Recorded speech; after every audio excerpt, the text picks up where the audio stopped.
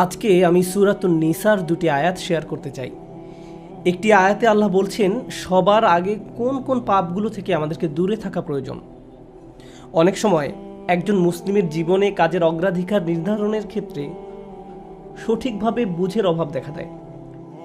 কিছু কিছু কাজ অন্য কাজের চেয়ে বেশি গুরুত্বপূর্ণ, অন্যান্য কাজের চেয়ে আপনার নামাজ বেশি জরুরি। ইসলামের এমন অনেক আমল রয়েছে যা জীবনকে সৌন্দর্যমণ্ডিত করে তুলবে, কিন্তু সেই কাজগুলো গুরুত্বর দিক থেকে নামাজের কাছাকাছি পর্যায়েও নেই, বা পাপ কাজের ক্ষেত্রেও এরকম প্রাধান্য রয়েছে। অনেক আমল রয়েছে যেগুলো আমাদের করা উচিত, যেমন ঘরে প্রবেশের সময় ডান পা দিয়ে প্রবেশ করা উচিত, টয়লেটে প্রবেশের সময় বাম পা দিয়ে প্রবেশ করা উচিত, এবং নির্দিষ্ট দোয়াগুলো পড়া উচিত।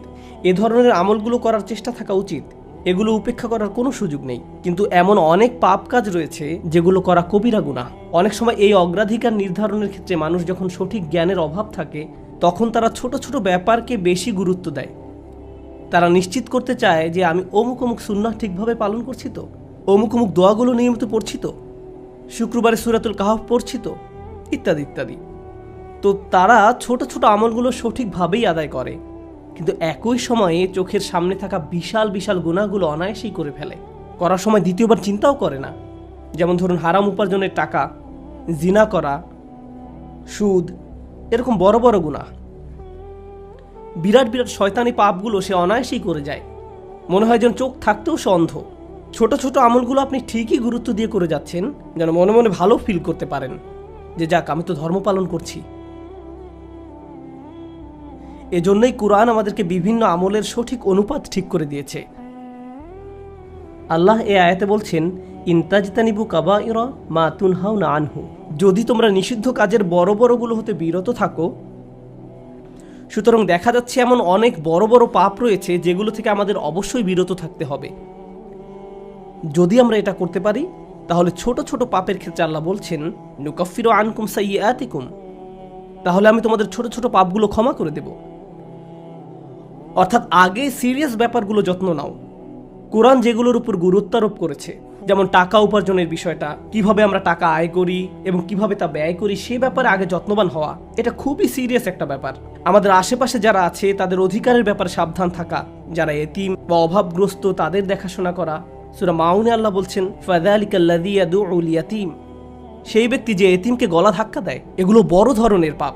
তারপর যেভাবে আমরা আমাদের ব্যবসা বাণিজ্য চালাই, কেউ যদি আপনার কাছে টাকা পায়, কোনো কন্ট্রাক্ট মানতে যদি ওয়াদাবদ্ধ হন, কোনো সেবা প্রদান করার জন্য যদি আপনাকে বেতন দেওয়া হয়, কাজের ক্ষেত্রে সততা বজায় রাখা। ঠিক একইভাবে কোরআনে বর্ণিত সবচেয়ে ভয়ঙ্কর পাপগুলোর একটি হলো সুদ। একইভাবে আমাদের পবিত্রতা রক্ষা করা, অর্থাৎ জেনা ব্যভিচার থেকে বিরত থাকা, এটা কবিরা গুনাহ। এটা এত বড় গুনাহ যে আল্লাহ বলছেন লা তাকরাবুজ জিনা, ব্যভিচারের কাছেও যেও না। অন্যান্য ছোট ছোট গুনায় তোমরা হয়তো জড়িয়ে পড়বে। হতে পারে তোমার নামাজে যথেষ্ট মনোযোগ ছিল না, অজুটাও হয়তো উত্তম রূপে করা হয়নি। হতে পারে যখন নামাজ পড়ছিলে তখন অন্য কোথাও মন পড়েছিল।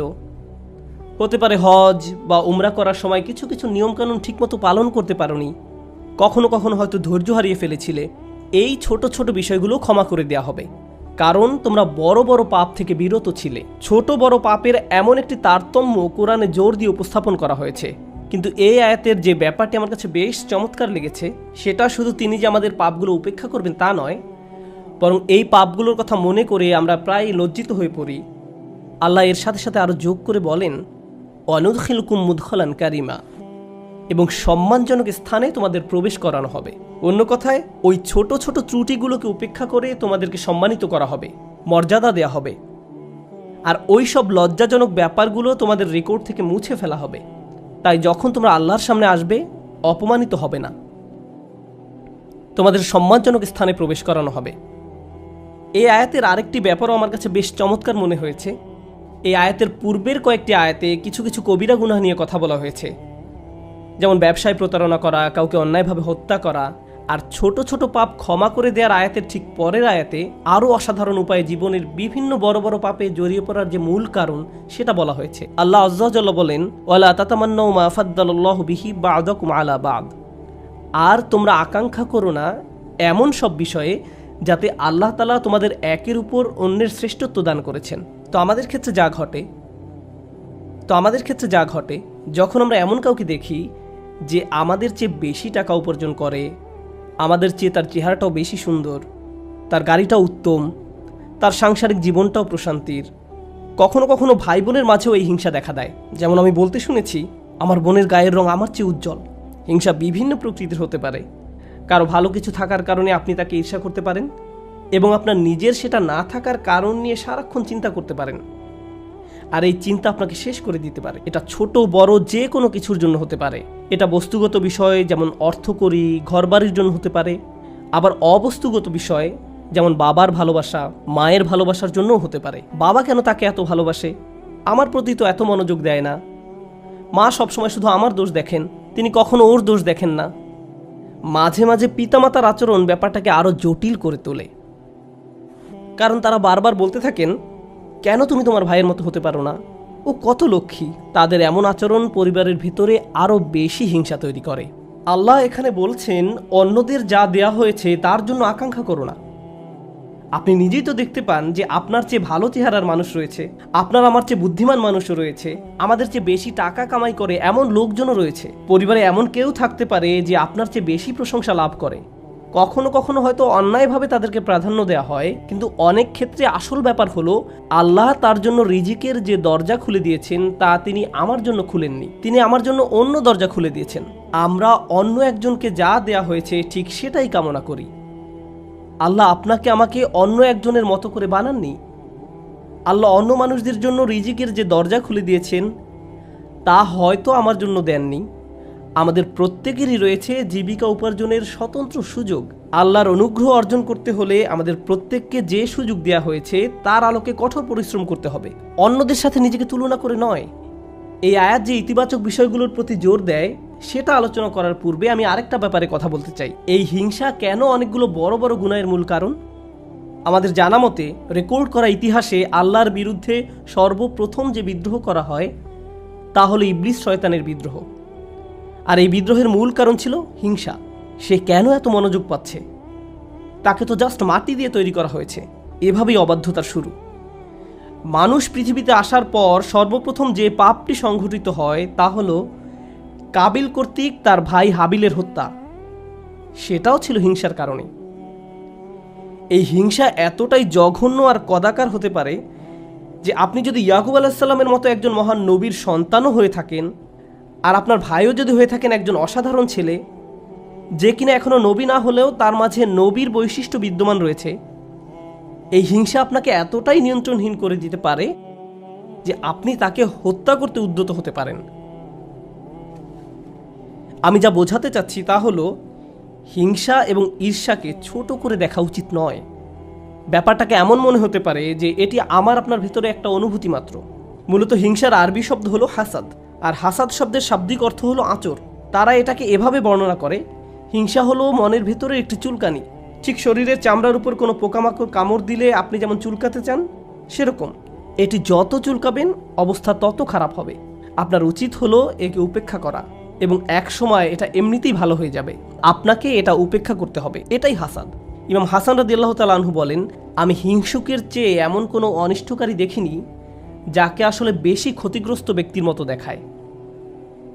সাধারণত কেউ ক্ষতি করলে অন্য একজন তার এই ক্ষতির কারণে ক্ষতিগ্রস্ত হয়, কিন্তু হিংসার ক্ষেত্রে ক্ষতিকারী নিজেই নিজের ক্ষতি করে। সে হিংসা করছে, কিন্তু এই হিংসার কারণে নিজেই নিজের অনিষ্টের শিকার হচ্ছে।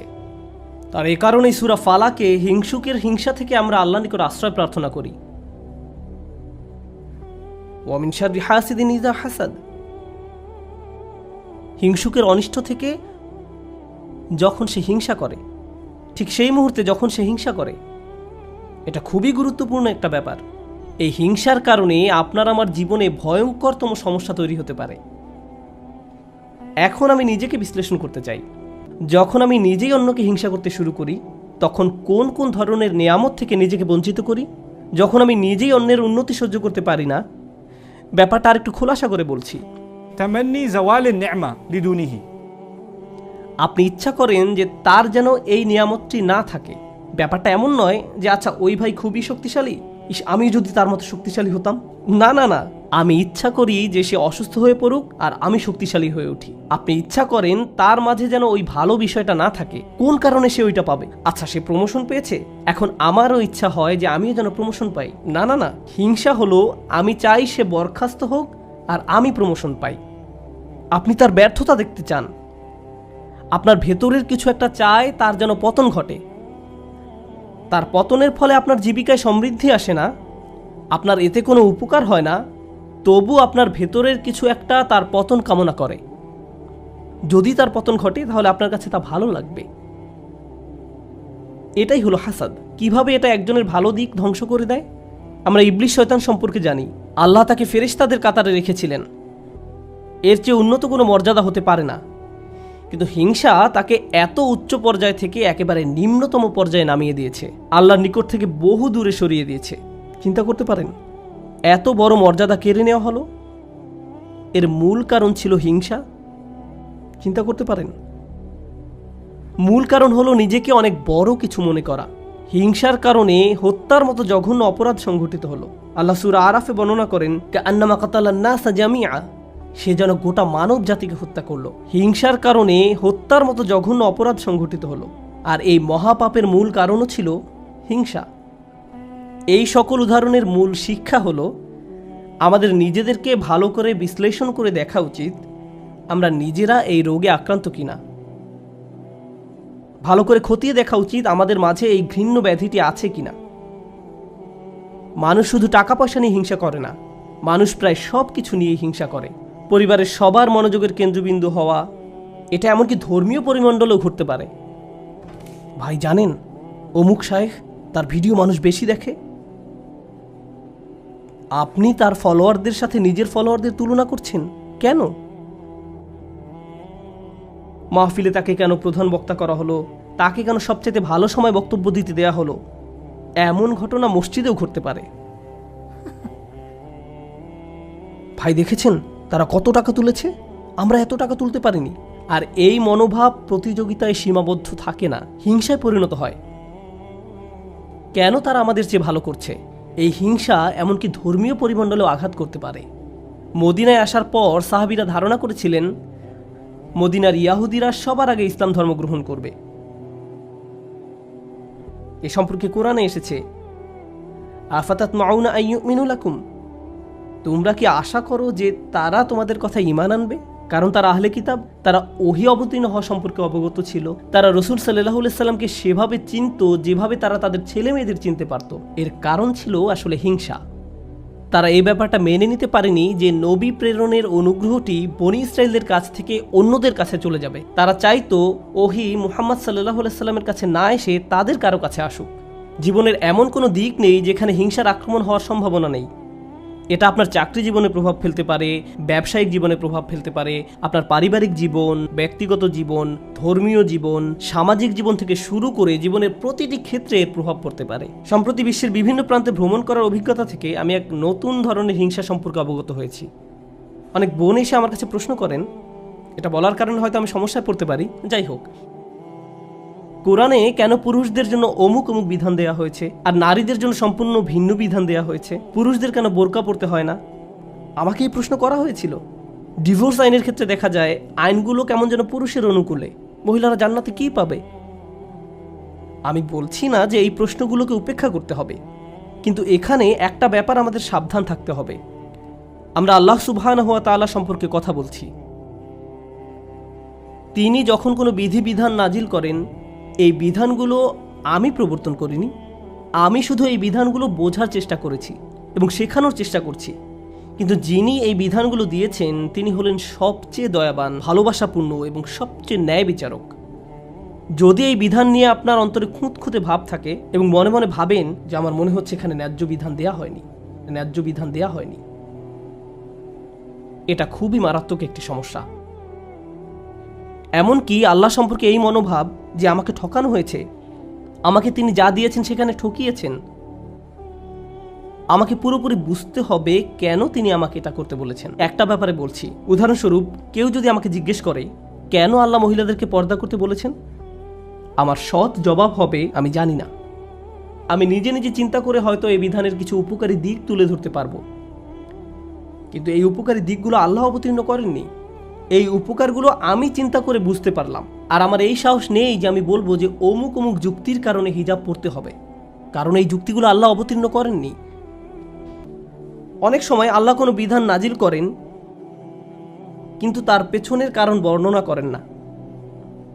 তিনি বলবেন তুমি নিজে নিজে চিন্তা করে দেখো, লাআল্লাকুম তাতাফাক্কারুন লিয়াদাব্বারু আয়াতিহি, কেন এই বিধানগুলো দেয়া হয়েছে তা তোমরা নিজেরা চিন্তা করে খুঁজে নাও। তবে একটা ব্যাপার আমি নিশ্চিত জানি, যে বিধানই তিনি অবতীর্ণ করেন না কেন তা আমাদের প্রতি তার অপার অনুগ্রহ মাত্র। আল্লাহ এই আয়াতগুলোতে কি বলছেন? উত্তরাধিকার সম্পত্তি বন্টনের বিষয় বর্ণনা করা আয়াতগুলোর পরে এসেছে। ইসলামে সবাই সমান উত্তরাধিকার সম্পত্তি পায় না, নারী এবং পুরুষ সমান সম্পত্তি পায় না। তারা মেয়ে, স্ত্রী, মা যেই হোক না কেন সমান সম্পত্তি পায় না। তাই আল্লাহ কি বলেছেন? লিররিজালি নাসিবুম মিম্মা ইকতাসাবু ওয়া লিন-নিসাই নাসিবুম মিম্মা ইকতাসাবনা। পুরুষদের জন্য রয়েছে অংশ তারা যা উপার্জন করে তা থেকে, এবং নারীদের জন্য রয়েছে অংশ যা তারা উপার্জন করে তা থেকে। এই আয়াতে মিন অর্থাৎ থেকে এই শব্দের ব্যবহারটি লক্ষ্য করার মতো। এই পৃথিবীতে যত কিছুর জন্য আপনি কাজ করেন তার সবটুকুর ফসল পাবেন না, এর থেকে একটি অংশ পাবেন আর বাকি অংশ পরে পাবেন। অথবা আপনি কাজ করেছেন কিন্তু তার কিছু অংশ সুফল পাওয়ার যোগ্য ছিল না, যেমন হয়তো আপনার নিয়ত শুদ্ধ ছিল না, কাজটা যথেষ্ট পরিশুদ্ধ ছিল না, তাই আপনি আপনার কাজের সেই অংশের মূল্য পাবেন যা মূল্য পাওয়ার যোগ্য ছিল। তাই আল্লাহ বলছেন পুরুষরা কি পাবে তার জন্য একটি মান আমি নির্ধারণ করে রেখেছি, আবার নারীরা কি পাবে তার জন্য একটি মান আমি নির্ধারণ করে রেখেছি। তারপর তিনি বলছেন ওয়াসআলুল্লাহ মিন ফাদলিহি, কুরআনের অসাধারণ একটি বাক্য। এর অর্থ হলো আর আল্লাহর কাছে তার অনুগ্রহ প্রার্থনা করো। এখানে ফাদল দ্বারা শুধু অনুগ্রহ বোঝায় না।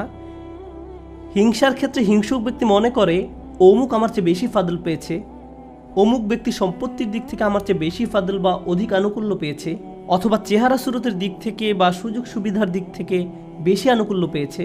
বাসায় কোনো মেয়েও এমনটা অনুভব করতে পারে, কারণ তার বোন বিয়ের সব প্রস্তাব পাচ্ছে কিন্তু সে পাচ্ছে না, আমার বোন আমার চেয়ে বেশি ফাদল পেয়েছে। আল্লাহ বলছেন যদি তুমি ফাদল পেতে চাও তাহলে আল্লাহর অন্য কোনো সৃষ্টির চেয়ে বেশি চাওয়ার পরিবর্তে সরাসরি আল্লাহর কাছ থেকে নিজের জন্য ফাদল চাও। নিজেকে অন্যদের সাথে তুলনা করা বন্ধ করো, বরং আল্লাহর নিকট থেকে তুমি নিজের জন্য কি পেতে পারো তার দিকে মনোযোগ দাও।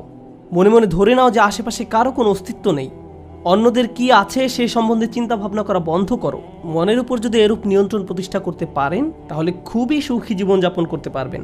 যদি কখনো এমনটা হয় যে তুমি ক্লাসে বসে আছো, স্যারের বক্তব্য শুনতে পাচ্ছ কিন্তু কিছুই বুঝতে পারছো না, মনে মনে ভাবছো আমি জানি না আমি কোন স্বর্গে বাস করছি, কিন্তু তোমার পাশের ছেলে বা মেয়েটি প্রতিবার হাত তুলে স্যারের প্রত্যেকটা প্রশ্নের জবাব দিচ্ছে আর তোমার মন বিষিয়ে উঠছে। মনে মনে ভাবছো যদি মেয়েটাকে কষে একটা চড় দিতে পারতাম, আমি তাকে সহ্য করতে পারছি না, কারণ সে সব প্রশ্নের উত্তর দিচ্ছে। তোমার সকল মনোযোগের কেন্দ্রবিন্দুতে এমন একজন যে তোমার চেয়ে বেশি বুদ্ধিমান, যে স্যারের প্রিয় ছাত্র, যে সকলের মনোযোগ পাচ্ছে, যার কারণে তোমার নিজেকে খারাপ ছাত্র মনে হয় বা যার কারণে তারা তোমাকে লজ্জা দিচ্ছে। কিন্তু একটা ব্যাপার কি তুমি খেয়াল করেছো?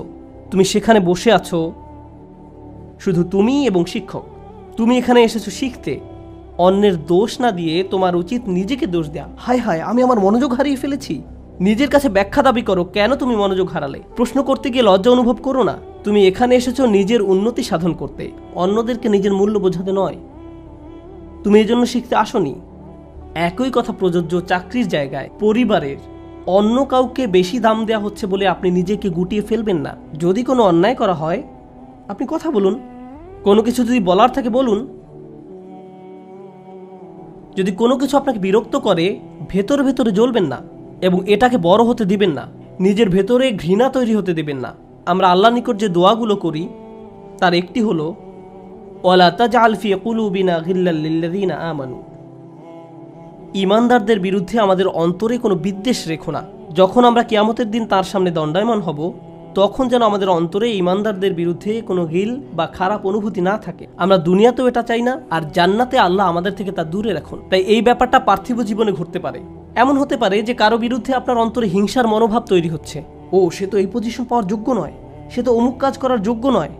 আপনার অন্তরে যদি এমন অনুভূতি তৈরি না হয় তাহলে সেটা খুবই ভালো। কিন্তু অনেক মানুষ আছে যারা এভাবে চিন্তা করে ওই লোক আমার চেয়ে অনেক বেশি বেতন পায়, সে কেন আমার চেয়ে বেশি বেতন পাবে? তারা কত টাকা বেতন পায় বা না পায় তার সাথে আপনার সম্পর্ক কি? আপনি কি করেন? আপনি কি অর্জন করেছেন? আপনার যদি মনে হয় যে আপনার আরও বেশি বেতন পাওয়া উচিত, তাহলে ব্যাপারটা যথাযথ কর্তৃপক্ষকে বলুন। ওয়াসআলুল্লাহ মিন ফাদলিহ, আল্লাহর কাছে তাঁর অনুগ্রহ প্রার্থনা করুন। ইন্নাল্লাহা কানা বিকুল্লি শাইইন আলিমা, নিঃসন্দেহে আল্লাহ তাআলা সর্ববিষয়ে জ্ঞাত। যখন আমরা অন্যের সাথে নিজেকে তুলনা বন্ধ করব, যখন পুরুষ বা নারী হিসাবে কি পেলাম বা কি পেলাম না এসব নিয়ে চিন্তা করা বন্ধ করব, অমুক অমুক ব্যক্তির কারণে আমি পেছনে পড়ে আছি এমন চিন্তা করা বন্ধ করব, আপনার এবং আল্লাহর মাঝে আর কেউ নেই। যদি কোনো বিষয়ে অগ্রগতি অর্জন করতে চান, সরাসরি আল্লাহকে বলুন ওয়াসআলুল্লাহ মিন ফাদলিহি। অন্যথায় সারা জীবন ধরে কেবল অন্যের বিরুদ্ধে অভিযোগই করে যেতে পারবেন। কিভাবে তারা আপনার প্রতি অন্যায় করেছে, কিভাবে তারা আপনাকে সুযোগ থেকে বঞ্চিত করেছে, কিভাবে সবাই পেয়েছে কিন্তু আপনি পাননি। আর এভাবে অভিযোগ করলে আপনার জীবন তো দুর্দশাগ্রস্ত হবেই, আপনার কারণে আপনার আশেপাশের মানুষের জীবনও দুর্বিষহ হয়ে পড়বে। এই আয়াতটি নিয়ে সর্বশেষ যা শেয়ার করতে চাই, বিশেষ করে যখন আমরা তেলাওয়াত করি ওয়া মিন শাররি হাসিদিন ইযা হাসাদ, এখানে ইযা শব্দটির দিকে বিশেষ মনোযোগ দিন। কেউ কেউ বলেন এখানে হাসাদকে বর্ণনা করা হয়েছে একটি গুণ হিসেবে, শুধুমাত্র শব্দগতভাবে ইসমে ফাইল হিসেবে নয়, বরং একজন মানুষের একটি খারাপ গুণ হিসেবে, অর্থাৎ এমন ব্যক্তি যার মাঝে হিংসার প্রবণতা আছে। কিন্তু ইজা শব্দটি একটি বিষয়ের প্রতি বিশেষ ইঙ্গিত করে। আপনার মাঝে যদি এই গুণটি থেকে থাকে, তাহলে কোনো এক সময় কুৎসিত উপায়ে এর প্রকাশ ঘটবে, আজ না হোক কাল। খারাপ কিছু একটা আপনি করে বসবেন, কারণ আপনার মাঝে খারাপ গুণটি আছে। আপনি নিজেও হাসিদ হতে চান না, হিংসুক হতে চান না। আবার যারা হিংসা করে তাদের অনিষ্ট থেকে বাঁচতে চান। আমরা দোয়া করি আল্লাহ যেন আমাদেরকে হিংসুক হওয়া থেকে রক্ষা করেন, এবং যারা আমাদের বিরুদ্ধে হিংসা করে তাদের অনিষ্ট থেকেও যেন রক্ষা করেন। আল্লাহ যেন আমাদের ভালো কাজগুলোকে নষ্ট হওয়া থেকে রক্ষা করেন। আমরা জানি রাসূল সাল্লাল্লাহু আলাইহি সাল্লাম বলেছেন, আগুন যেমন শুকনো কাঠ জ্বালিয়ে ফেলে, তেমনি হিংসাও একজন ব্যক্তির ভালো কাজগুলোকে জ্বালিয়ে দেয়। কেন তিনি এমনটি বলেছেন? কারণ যখন আপনার মাঝে হিংসা দেখা দেয়, তখন আপনার পক্ষে কৃতজ্ঞ হওয়া অসম্ভব। কারণ যখন হিংসা করেন তখন আপনার কি নেই কেবল তা নিয়েই আপনি চিন্তা করেন। আর আল্লাহর সাথে আমাদের সম্পর্ক নির্ভর করে একটি বিষয়ের উপর, তা হলো আমাদের কি কি আছে তা সব সময় স্বীকার করে যাওয়া। এভাবেই আমরা আল্লাহর প্রতি কৃতজ্ঞ হয়ে উঠি। যদি আপনার অন্তরে হিংসার বসবাস থাকে, তাহলে কোনোভাবেই আপনার পক্ষে আবদান শাকুরা অর্থাৎ আল্লাহর কৃতজ্ঞ বান্দা হওয়া সম্ভব নয়। আল্লাহ আযজা ওয়া জাল্লা আমাদের অন্তর থেকে হিংসা দূর করে দিন, আমাদেরকে সত্যিকার অর্থে কৃতজ্ঞ বান্দা বানিয়ে দিন। আল্লাহ সঠিকভাবে তার অনুগ্রহ চাওয়ার মতো তৌফিক দান করুন এবং আমাদের জীবনকে আরও সুন্দর করে দিন। বারাকাল্লাহু লি ওয়া লাকুম ফিল কুরআনিল হাকিম ওয়া নাফা'নি ওয়া ইয়্যাকুম বিল আয়াতি ওয়াজ যিকরিল হাকিম।